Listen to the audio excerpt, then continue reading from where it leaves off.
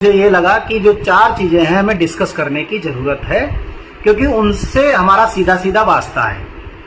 तो पहला है वॉलंटरी रिटायरमेंट, यानी कि कोई आईएएस, आईपीएस या आईएफएस इंडियन फॉरेस्ट सर्विस का अधिकारी अगर वॉलंटरी रिटायरमेंट लेना चाहता है तो पहला क्लास है, अगर उसकी 30 साल की 30 इयर्स की, 20 नहीं कह रहा हूं, 30 कह रहा हूं, 30 साल की नौकरी पूरी हो गई है तो कभी भी वो वॉलंटरी रिटायरमेंट ले सकता है। या फिर वो 50 साल का हो गया है, तो इसके हिसाब से हम जरा समझने की कोशिश करते हैं कि कोई भी ऑल इंडिया सर्विसेज का अधिकारी मैक्सिमम किस उम्र तक नौकरी में आ सकता है, क्योंकि मैक्सिमम उनके आने की उम्र 32 और 33 साल रह जाती है। मेरे ख्याल से 27-28 साल जनरल के लिए है, फिर 5 साल के आसपास रिजर्व कैटेगरी जो शेड्यूल्ड ट्राइब्स के लिए, और एससी कैटेगरी से है तो मेरे ख्याल से 3 साल या 5 साल इस तरीके से रहेगा। तो मैक्सिमम 32 से 33 साल की उम्र में, अगर 33 साल की उम्र में कोई नौकरी में आता है तो 30 साल तो उसको होगा ही नहीं। तो इसका मतलब ये हुआ कि वो 30 साल से पहले ले सकता है अगर वो 50 साल की उम्र उसने पूरी कर ली है तो इसका मतलब ये हुआ कि अगर 33 साल में कोई आएगा तो भी उसे कम से कम 27 साल नौकरी में देने होंगे। ये तो हो गया पहला क्लास। दूसरा क्लास कहता है कि 20 साल की सेवा पूरी करने पर भी वो वॉलंटरी रिटायरमेंट ले सकता है।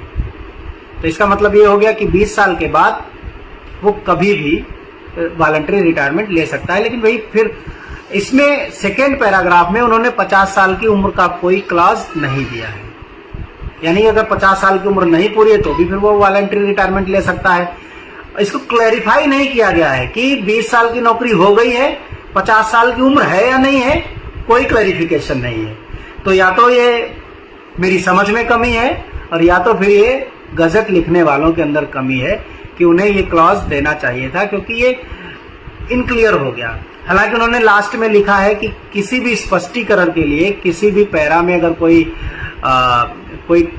इनक्लैरिटी है, अस्पष्टता है, तो उस केस में डीओपीटी के जो दिशा निर्देश होंगे उन्हें ही माना जाएगा। तो दूसरा तो ये हो गया।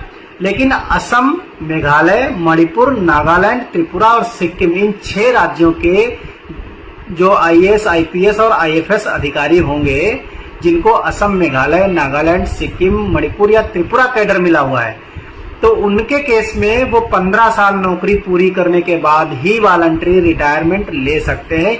ये क्लॉज बहुत महत्वपूर्ण है।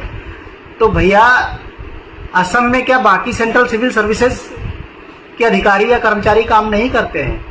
क्या नागालैंड में बाकी सेंट्रल गवर्नमेंट एम्प्लॉइज काम नहीं करते हैं? क्या मणिपुर या त्रिपुरा में बाकी सेंट्रल सिविल सर्विसेज के क्लास ए के भी मैं पूछता हूं कि क्या वो लोग काम नहीं करते हैं? कि केवल ये ऑल इंडिया सर्विसेज के लिए इसका देने के पीछे लॉजिक समझ में नहीं आया। मैं मानता हूं कि ऑल इंडिया सर्विसेज के ऑफिसर्स की ड्यूटी बहुत स्पेसिफिक है, बहुत हाई लेवल की है, लेकिन फिर भी उन्हीं के ऑफिस में बाकी लोग भी सेंट्रल सिविल सर्विसेज के एम्प्लॉइज या अधिकारी भी काम करते हैं। तो उनके केस में ये 15 साल वाला ऑप्शन क्यों नहीं? यही नहीं, अंडमान निकोबार में भी काम करते हैं, वेरी हार्ड स्टेशन में, गंगोत्री में भी काम करते हैं, यमुनोत्री में भी काम करते हैं। तो ये एक जो मुझे रूल जो मिला, इस पर थोड़ा सा मुझे पार्शियल सा लगता है, या कह लीजिए कि जो हार्ड स्टेशन है या वेरी हार्ड स्टेशन है, इन जगहों पर काम करने वाले सेंट्रल सिविल सर्विसेज को भी अगर ये बेनिफिट दिया जाए तो इसमें कोई बुराई नहीं है। तो ये तो हमारा हो गया वॉलंटरी रिटायरमेंट।